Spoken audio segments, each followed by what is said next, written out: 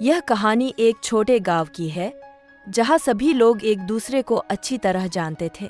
यह गांव हरे भरे खेतों और शांतिपूर्ण वातावरण से घिरा हुआ था। यहाँ की जीवन शैली सरल थी, लेकिन सभी खुश थे।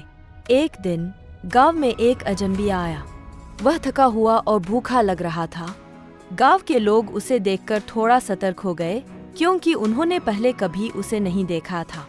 अजनबी गांव के केंद्र में स्थित पेड़ के नीचे बैठ गया और आराम करने लगा।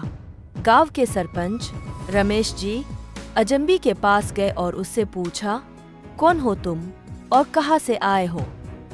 अजनबी ने विनम्रता से उत्तर दिया, मेरा नाम राजेश है और मैं अपने घर लौटते वक्त रास्ता भटक गया हूँ। मुझे खाने के लिए कुछ और रहने के लिए जगह चाहिए। रमेश जी ने गांव के लोगों को बुलाया और उनकी स्थिति समझाई। सभी ने मिलकर राजेश की मदद करने का निर्णय लिया। उन्होंने उसे खाने के लिए भोजन दिया और रहने के लिए एक खाली झोपड़ी में व्यवस्था कर दी। राजेश बहुत आभारी था और उसने वादा किया कि वह गांव की मदद करेगा जब तक वह यहाँ रहेगा। राजेश ने गांव में कई सुधार किए। उसने खेती के नए तरीके सिखाए, जिससे फसलें बेहतर हो गईं। उसने बच्चों को पढ़ाया और महिलाओं को कढ़ाई बुनाई के नए तरीके सिखाए, जिससे उनकी आय बढ़ी। गांव के लोग राजेश से बहुत प्रभावित हुए और उसे अपनाया। कुछ महीने बाद राजेश का परिवार उसे ढूंढते हुए गांव में पहुंचा।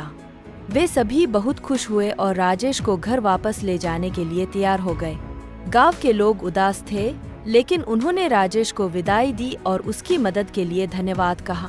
राजेश ने जाते जाते कहा, आप सभी ने मेरी मदद की जब मुझे सबसे ज्यादा जरूरत थी। मैं कभी नहीं भूलूंगा कि आपने मेरे लिए क्या किया। राजेश के जाने के बाद भी गांव में उसकी यादें और उसके द्वारा किए गए सुधार जीवित रहे।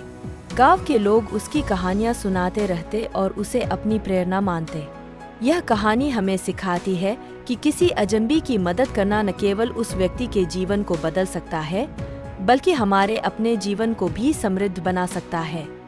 हमेशा मदद करने के लिए हाथ बढ़ाएं, क्योंकि आपको कभी नहीं पता कि आपकी छोटी सी मदद किसी के जीवन में कितना बड़ा बदलाव ला सकती है। अगर आपको हमारी कहानी पसंद आई हो तो कृपया लाइक और सब्सक्राइब करें।